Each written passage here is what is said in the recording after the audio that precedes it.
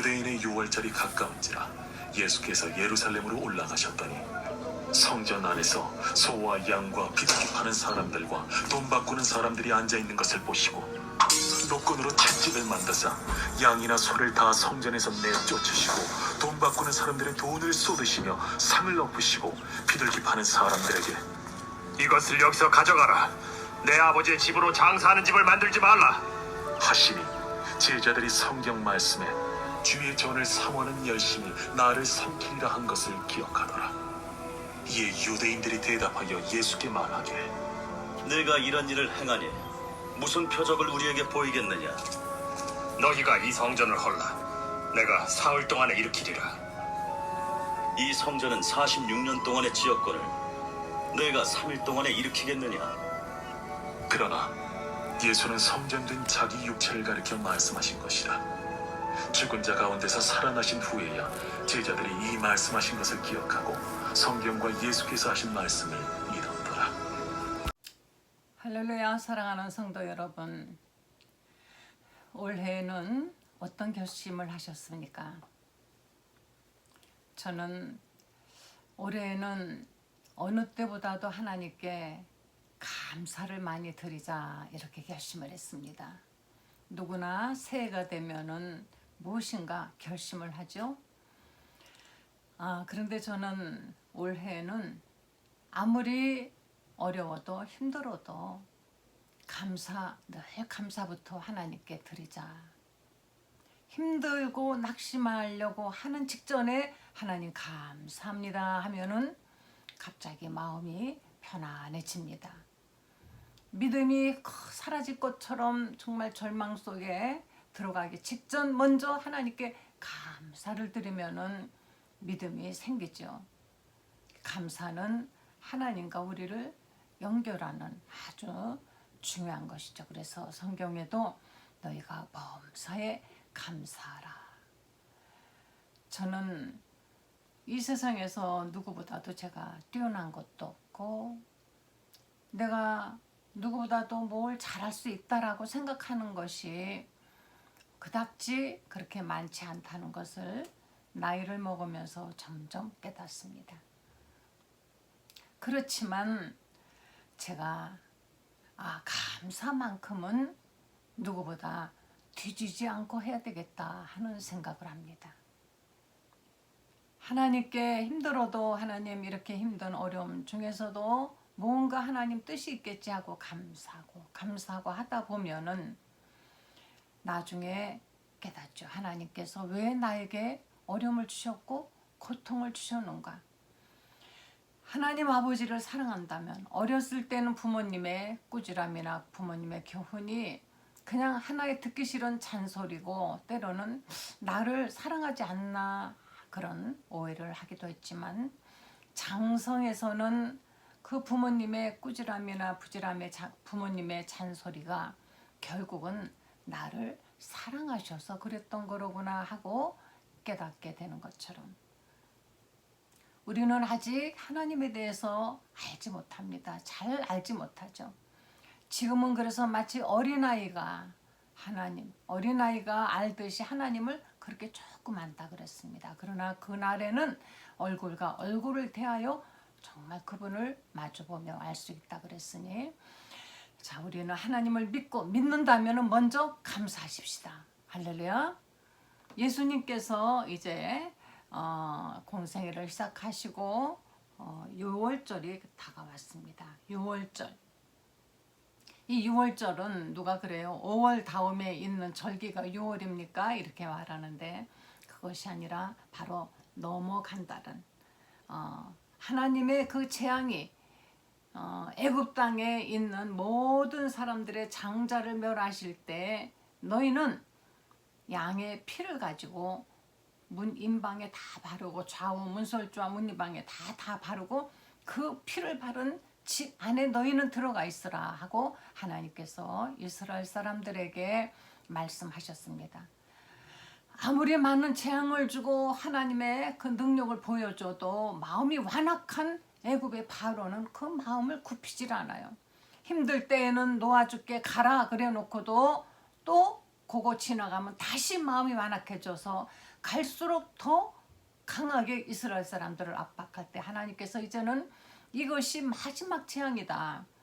애굽에 있는 모든 처음 난 것은 짐승으로부터 시작해서 어른까지 다 죽일 것인데 그때 너희에게는 살 길을 내가 줄 것이니 그것은 곧 어린 양의 피를 잡아가지고 그 피를 이렇게 바르고 너희는 그 피가 있는 집 안에 들어가 있으라. 그러면은 하나님의 재앙이 임하실 때 그 피가 있는 집은 넘어갈 것이다 하고 말씀을 하셨으며 그 말씀대로 이스라엘 사람들은 그 밤에 단 한 명도 죽지 않고 이제 살아서 애굽을 탈출할 수 있었습니다. 애굽의 바로가 너무 다급하니까 제발 가라. 너희가 여기 있으면은 이렇게 우리에게 재앙이 내릴 것이니 빨리 가라 하면서 애굽 사람들이 이스라엘 사람들이 갈 때 그냥 가지 않도록 금 내놔라 하면 금도 주고 뭐 보물도 막 내주면서 자 이것 갖고 어서 나가나 다오 이렇게 되었습니다. 그래서 이스라엘 사람들이 이제 애굽을 탈출할 수가 있었는데 바로 하나님께서 이것을 출애굽기 우리 12장 14절을 한번 보시겠습니다.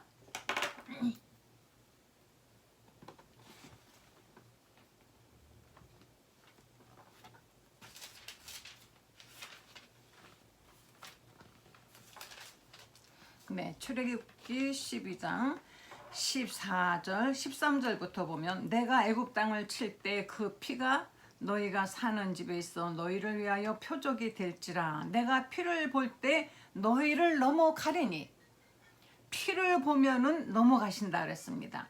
너희를 넘어가리니 재앙이 너희에게 내려 멸하지 아니하리라.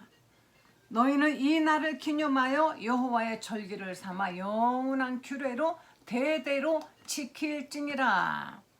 너희는 이 날을 기념하라 그랬습니다. 어떤 날을? 하나님께서 그 피를 보고 재앙을 내리지 아니하시고 이스라엘 사람들을 구원해 주신 그 날밤을 너희는 기억하여 영원한 규례로 지킬지니라. 그러니까 6월절은 하나님 앞에 나아가서 이스라엘 사람들을 애굽의 그 복종에서부터 그 재앙으로부터 구원해 주신 하나님의 구원을 정말 감사드리면서 기념하는 그런 정말 고맙고도 감사한 날인 것입니다.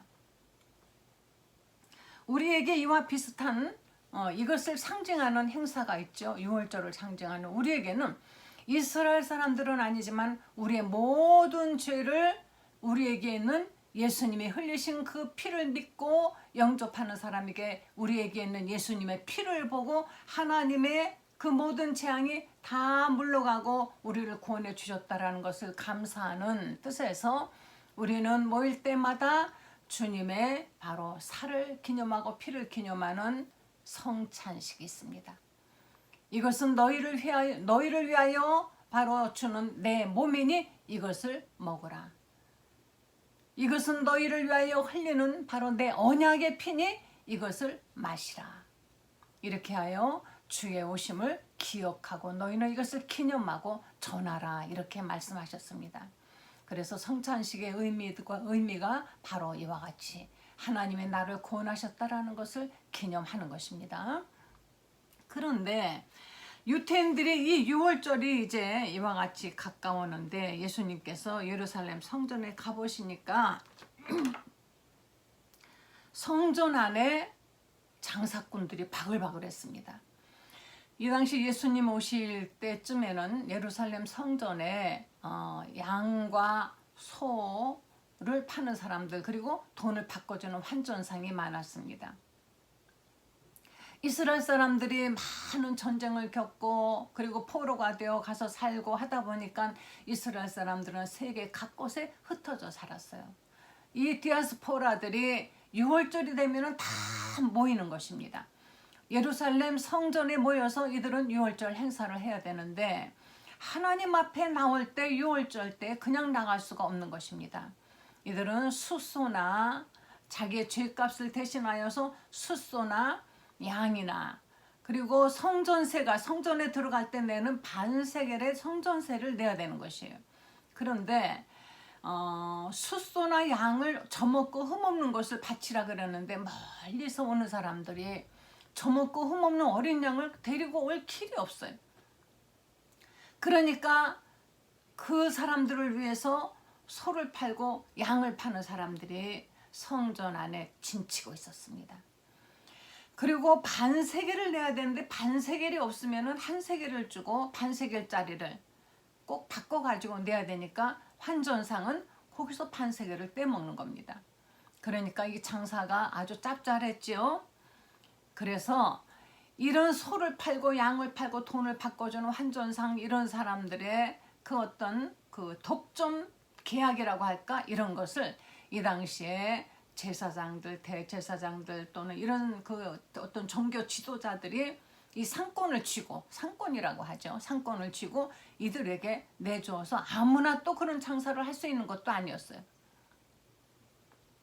심지어는 하나님께서 그 형편이 안 되면 비둘기도 좋다. 그래, 비둘기 파는 사람도 있고 뭐 진짜 하나님께 감사의 예배를 드리는 그 경건해야 되고 깨끗해야 되는 기도하는 하나님의 집이 이렇게 장사꾼들의 소굴이 되어서 그냥 뭐 진짜 난장판이었습니다.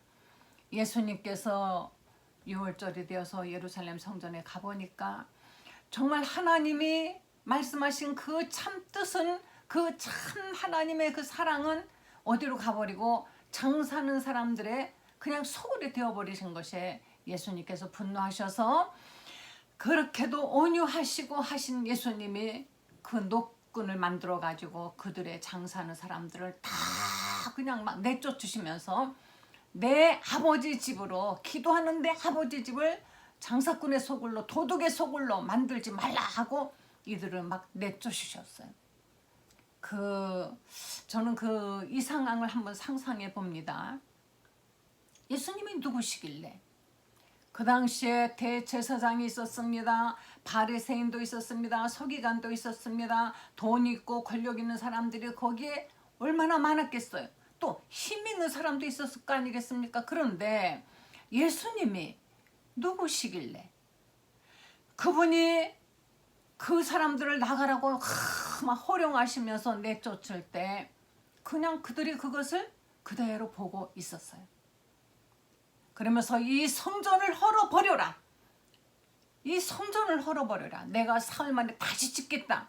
그러니까 이 사람들은 이 성전을 40여 년 동안 지었는데 어떻게 네가 3일 만에 이것을 다시 짓겠느냐. 이 사람들의 생각은 예수님의 말씀하시는 것하고 너무나 다른 생각을 하는 것입니다.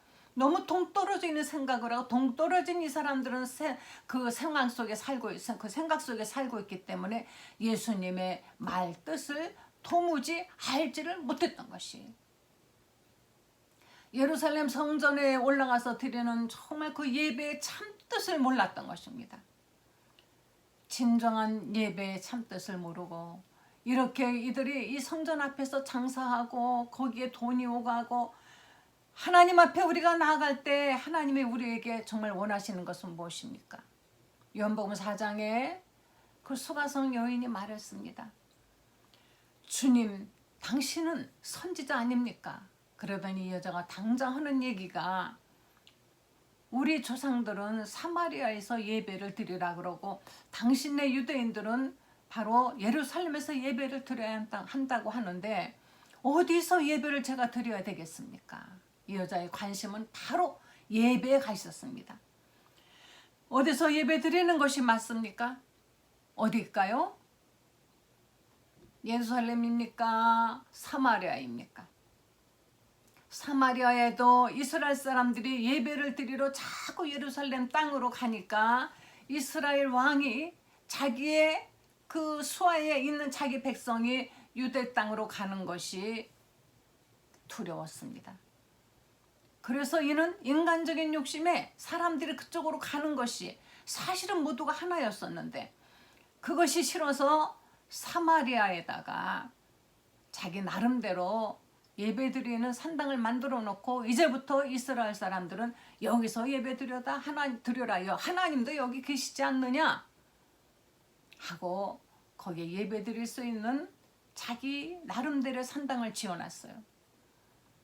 그래서 이스라엘 사람들은 예루살렘으로 해마다 가다가 이제 그쪽으로 갔죠. 그러니까 예루살렘에서도 6월절이면 또 사마리아에서도 6월절에 예배 드렸습니다. 자, 그러면 어디서 우리는 예배를 드려야 됩니까? 이 여인은 정말 하나님께 예배를 드리고 싶은 마음에, 그런데 어디 가야 될까? 여러분, 우리 지금 코로나 상황에서 우리는 지금 어디서 예배 드릴까 몹시 고민하고 있습니다. 어떻게 해야 될까요?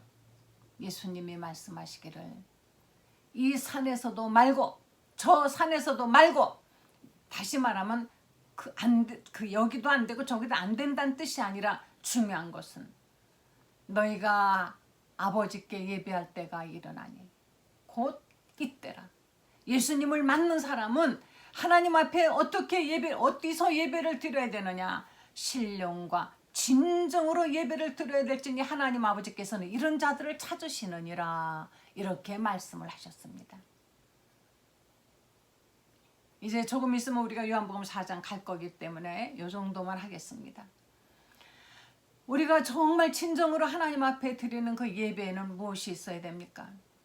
하나님께서는 만만의 소나 양이나 기름진 어떤 것 원하는 것이 아니라 진정으로 정말 하나님 앞에 감사의 예배를 드리는 사람들을 하나님이 찾으시는 것이, 그 예배의 장소는 사실은 누추한 것 어느 곳이든 상관이 없습니다. 화려한 건물이 있어야만이 되는 것 아닌 것입니다. 그래서 예수님께서는 그렇게 수십 년 동안 온갖 모든 화려한 것을 동원해서 지었던 그 예루살렘 성을 헐어버려라. 더 이상은 이런 것이 필요가 없다. 참된 하나님의 뜻, 하나님의 영광을 위한 예배가 아닌 이런 형식적인 것들은 더 이상 필요가 없으며, 그리고 이 땅에 이제 예수 그리스도 자신이 오셨으니 모든 것에 다 사실은 성전은 예수님의 예표였던 것입니다. 예수님 당신이 바로 성전인 것이에요. 그래서 예수님께서 헐어버려라, 내가 사흘 만에 다시 일으키리라 하시는 말씀은 예수님 당신이 죽으심을 말씀하시는 것이며 3일 만에 다시 살아나셔서 우리의 온전한 예배 처소가 되신 당신을 말씀하시는 것이에요. 이것을 이들이 알지를 못했습니다. 어떻게 네가 3일 만에 일으킨단 말이냐? 예수님을 정신병자 취급을 한 것입니다. 우리 고린도전서 3장 16절 한번 보시겠습니다.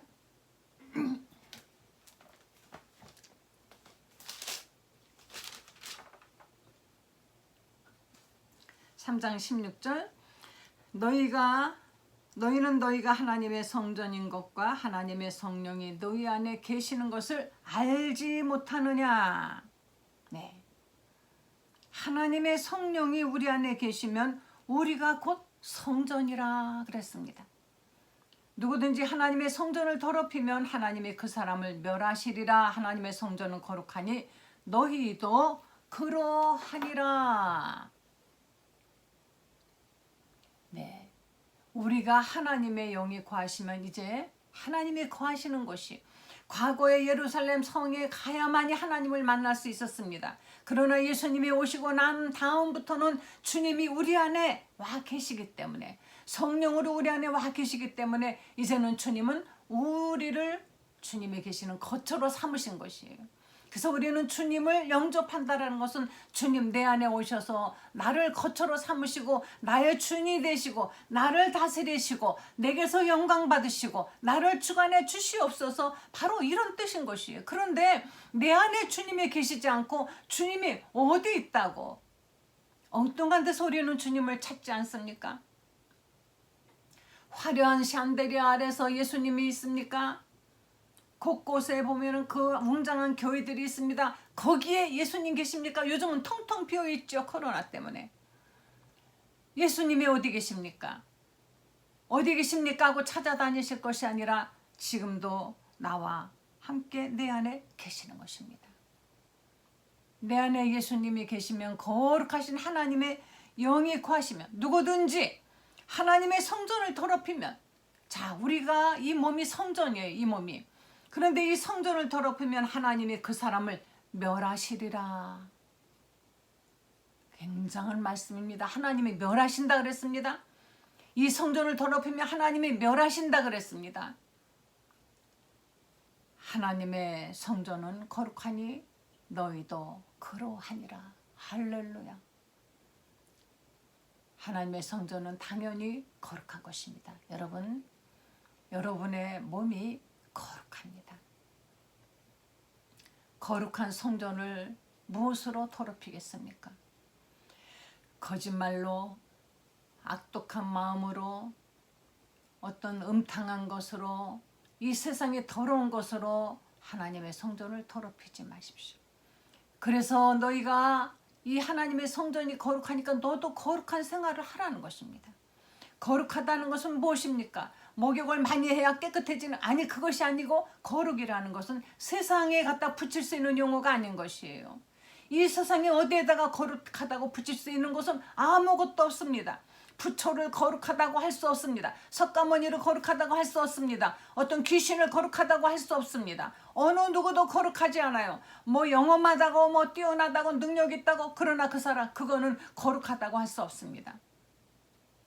오직 거룩은 하나님만이 거룩하신 분이며, 하나님이 우리 안에 거하시면 우리는 거룩한 성전이 되는 것입니다. 할렐루야. 다시 말하면 세상과 달라야 되는 것입니다. 세상과 달라야죠.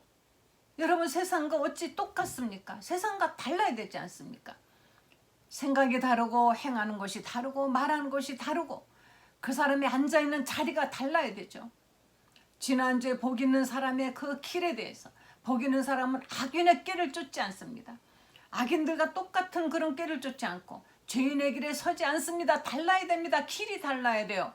오만한 자의 자리에 앉지 아니하고 달라야 되지 않습니까? 그러나 죄인들과 같이 어울리고 섞여가지고 누가 거룩한 자인지 누가 죄인인지 알 길이 없는, 어쩌면은 더 더럽고 추한 생활을 하고 누구보다 거짓말을 많이 하면서 교회 출석만 잘하면 그가 바로 거룩한 하나님의 전입니까? 교회 출석 내가 열심히 했다 안 했다 이것만 자랑하는 사람들이 있어요. 어떤 정치인은 선거 때만 되면은 이 교회 저 교회 막 돌아다니지요. 그런다고 그 사람이 거룩해집니까? 예수님을 믿고 예수님을 영접해드려서 그가 정말 회개하고 과거의 죄를 다 털어내고 그리고 거룩한 생활을 한다면 그가 바로 거룩한 자인 것입니다. 예수 팔아서 출세하려고, 예수 팔아서 돈 벌려고, 예수 팔아서 사업하려고. 얼마 전에 신문에 보니까 무슨 기획부동산으로 사기당한 사람들의 대다수가 아는 교인들에게서 당했다. 정말 이제는 너무 이런 이야기들 뭐 저런 이야기들이 너무 많이 들려서 창피합니다. 어디 가서 전에는 저 예수님 믿습니다, 교회 다닙니다 하면 아 그래요? 뭔가 기대하는 그런 낯으로 우리를 바라봤습니다. 그리고 기대가 실질로 있었습니다. 근데 요즘은 그렇게 하면 다니면 다니지 뭐가 다르다고? 안 믿는 사람과 뭐가 다르다고? 자, 우린 새해부터 이제 정말 우리는 달라져야 됩니다. 안 믿는 사람처럼 똑같이 하지 마시고 마음속에 누군가 미워한다면 당연히 미워할 수밖에 없는 사람이라 할지라도 이제는 용서하기로 결심하시고 마음속에서 우리의 정말 나쁜 마음이 올라옵니다. 그래도 그것을 어떻게든지 우리는 하나님의 뜻이 아니라면 나에게 손해가 있다 할지라도 내게 유익이 없다 할지라도 하나님 뜻이 아니라면 이것을 우리는 꺾어버려야만 되는 것입니다. 내 하나님 아버지의 집을 장사꾼의 소굴로 만들지 말라. 공과 사를 분명히 해야 되죠. 나는 교회 다니는 사람이니 나를 믿으시오. 이렇게 말하는 것 얼마나 정말 우리가 그렇습니까? 그러지 저는 이전에 믿게 행동을 먼저 하면은 아, 저 사람은 어떤 사람인가 알고 보니까 크리스찬이었구나. 역시 이렇게 돼야 되죠. 예수님께서 이제 이 성전을 헐어버리라. 내가 3일 만에 다시 일으키리라. 그분은 모든 우리의 죄를 대신 지고 그분이 몸소 그 몸이 부서져서 죽으셨습니다. 성전은 이젠 헐려져 버렸습니다. 그래서 이것이 하나님의 뜻이에요. 예루살렘 그 과거의 유대 땅에 있는 예루살렘 성전은 이제는 거기에 더 이상 예배드리는 처소가 아님, 지금은 바로 이슬람교가 그 땅을 지배하고 거기에 모스크를 세우고 거기서 그 사람들이 예배라는 것을 드리고 있습니다. 과거 유대교들은 그저 벽 하나 남아 있어요. 통곡의 벽. 거기 가서 그 통곡하며 그냥 그 옛날 예루살렘 성전을 생각하며 아직도 그 사람들은 오실 메시아를 기다린다고 그렇게 하고 있습니다. 이미 오신 예수를, 이미 오신 메시아를 그들은 지금은 아직도 안 왔다고 하고 율법을 지켜야만이 된다라고, 그래야 언젠가 메시아가 오신다라고 그렇게 허망하게 믿고 있습니다. 이미 오셔서 죽으시고 3일 만에 다시 살아나셔서 우리 안에 영원한 거처를 삼으신 예수님, 지금도 내 안에 계신 예수님, 내 마음속에 들끓어오르는 이 죄를 얼마나 슬퍼하실까, 이 악을 얼마나 슬퍼하실까, 내 마음속에 이런 것들이, 이런 정말 하나님 보시기에 합당치 않은 것이 올라올 때 주님 얼마나 궁고하실까. 그래서 우리를 위하여 계속 지금도 기도하시고 계시는 예수님, 그분이 기뻐하실 수 있는 우리 생각을 하고 기뻐하실 수 있는 그런 행동을 해야만이 되는 것입니다. 할렐루야. 먼저 나 같은 죄인을 구원해 주신 우리 주님께 감사드리면서, 하나님 나에게 올해는 정말 진정한 변화가 있게 하시고 누구보다 감사 최고 많이 드리는 사람, 하루에 감사 적어도 몇 가지 이상은 꼭 해야 되겠다 생각하시고 감사를 자꾸 짜내시면은 우리가 하찮게 흘려보냈던 것들이 다 감사가 됩니다. 너무 감사하죠. 건강한 것 감사하고, 밥 먹는 것 감사하고, 소화 잘 되는 것 감사하고, 밥 한 끼를 못 먹어서 창자로 음식을 집어넣는 이런 사람들도 있습니다. 정말 음식이 입에서 너무 달아요? 그것도 너무 감사하지 않습니까? 너무 살찔까봐 다이어트 하면서 생각했습니다. 이거 내가 너무너무 정말 음식이 이 나이에 너무 맛있게 먹는 거 얼마나 감사한가. 우리는 정말 감사할 게 너무나 많습니다. 하나님의 은혜, 하나님 이 은혜를 우리가 어떻게 해야 될까요? 나 혼자만 갖고 있으라고 주신 것이 아닌 것입니다. 이제 아직까지도 믿지 않은 가족을 있습니까? 전도하고, 자녀들은 철저히 믿음으로 양육하시고, 어떠한 일이 있어도 자라는 가정에서 탈선하지 않도록 잘 심어놓으면 돼요. 저는 이 화분이 이게 에보카도 씨를 싹을 틔워가지고 이렇게 정성을 들였더니 세상에 이렇게 보기 좋은 나무가 됐습니다. 처음에는 싹이 안 나서 얘가 살았나 죽었나, 그런데도 한 달 기다리고 2달 기다리고 그랬더니 쫙 갈라지면서 뭔가 뿌리가 나오더니 얘가 이렇게 자라고 있어요. 정성스럽게 기르니까 잘 자라는 것입니다. 여러분의 자녀들도 믿음으로 말씀 하나하나, 행동 하나하나를 보여주면서 잘 기르면요, 장성해서 세상에 어떠한 욕이 오고 어려움이 온다 할지라도 믿음으로 자라는 것입니다.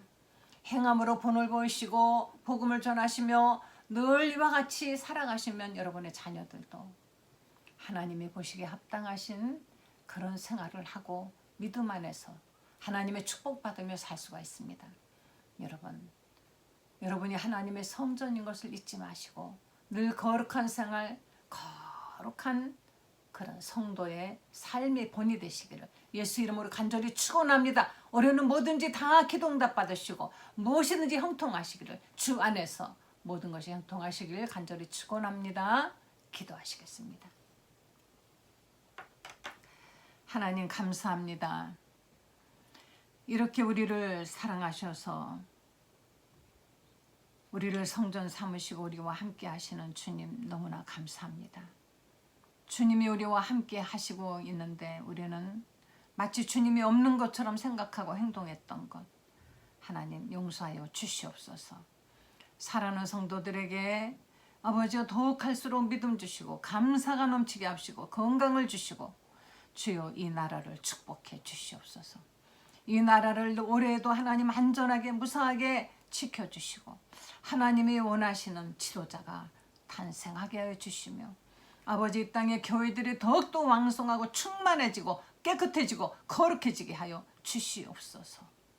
감사드리면서 우리 주 예수님의 거룩하신 이름으로 기도했습니다. 아멘.